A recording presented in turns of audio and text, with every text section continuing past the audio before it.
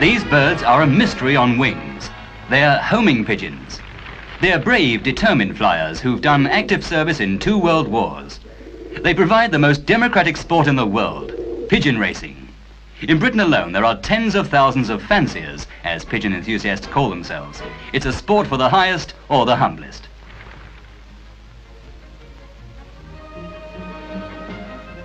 Here's a famous loft, and Frank George of Wellingborough, who's a leading fancier, is inspecting some of his cubs. His place is run with all the precision of a racing stable.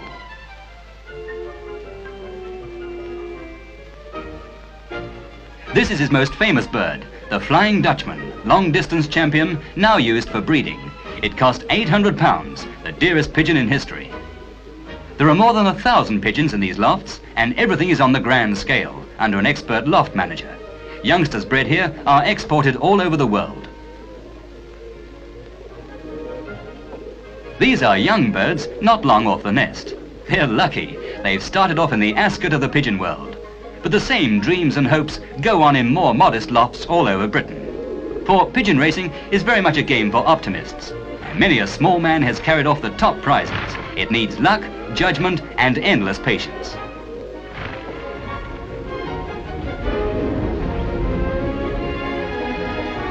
Now here's Fred Crook of St Albans. He's a keen fancier, typical of thousands, with a home-built loft at the end of his garden. He's bought a squeaker, a young bird of a special pedigree line, worth about £5. Steadily it gets to know the fancier and the family. It helps when the children make a fuss at the youngsters, for racing pigeons must get used to being handled, and even like it. Yes, these little chaps get pampered. They thrive on it. Soon they're no longer squeakers, they're flapping their wings. They go out. They're lured back by the rattle of the food tray. The racing pigeon must go home through that trap without wasting time. This is where training is vital.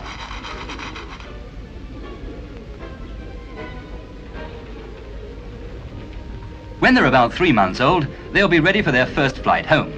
The fancier calls this the first toss. The birds are put into the basket, and now comes the real test. Yes, those birds will certainly get to know the old basket. They've been kept in one for hours on end as part of their training.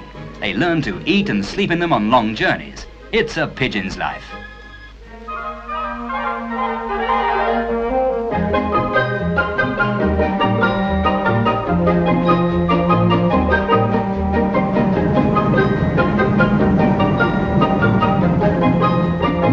The first toss is anything up to 5 miles from home.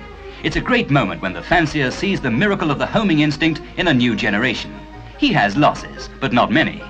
He knows that even if there were an identical loft in every garden, in every street, his birds would automatically find the target 99 times in 100. Here they go, flying off to the start of their racing life, flying off into the future. Among them, he's sure there's a champion, for the fancier lives on hope. This is very much a family sport, and back at the loft, the youngsters wait for the birds to come back, to note the strong flyers, to sort out the best birds. The months go by. That squeaker is now a racing pigeon. He's packed off in the basket every summer weekend.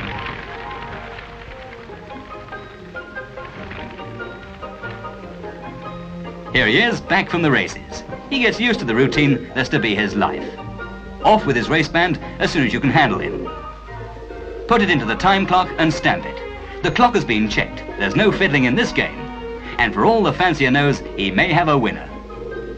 After he's raced a couple of years, our little chap has got it all worked out.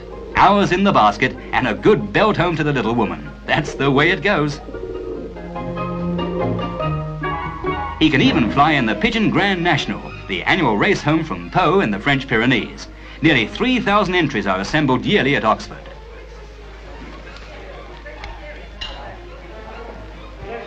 Each bird is stamped and ringed and its details registered. Pigeon racing isn't really a betting sport, but a man can back his own entry in the various race pools, and the prize money here can total £10,000 or more.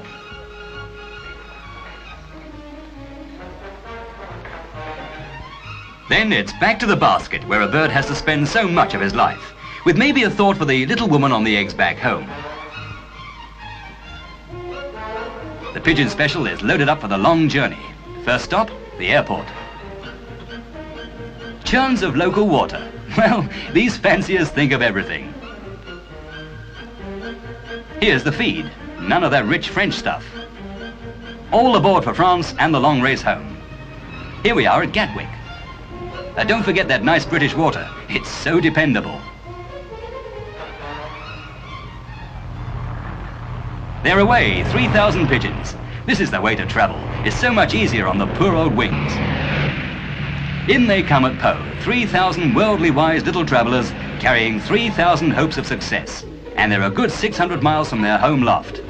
But the distance doesn't worry them. While there's light in the sky, they can fly on and on. But first, they need a good night's rest on the local airfield. The baskets are unloaded and stacked up ready for the off tomorrow.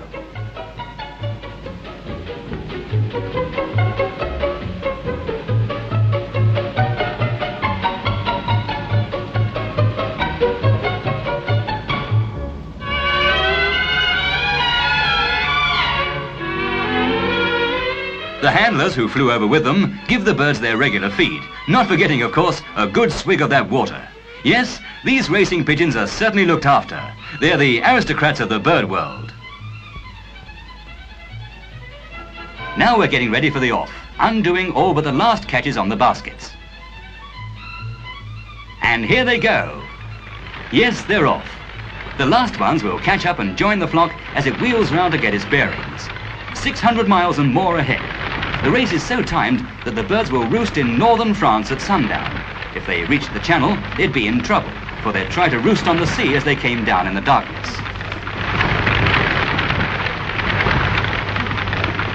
Even the gendarmes seem impressed at their courage as they wing away over mountain and sea, obeying a blind instinct. Pigeons cover 40 or 45 miles an hour in still air. With the wind behind them, they may do 90. A full day after they leave Pau, the first birds get home to the south of England. They trap in and have their race bands removed. The time is punched on the clock.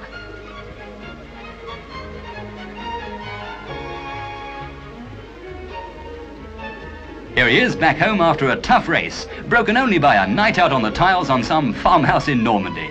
Best not to tell the little woman about this. She might not understand. The time of every arrival home has to be wired to the race secretary at Oxford.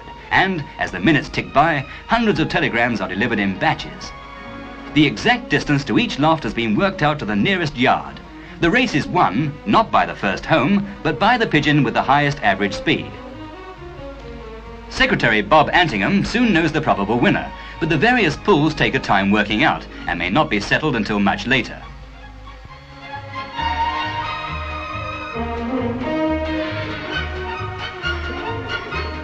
Our little fellow may have gained permanent fame, or just won a few pounds, or merely had another outing.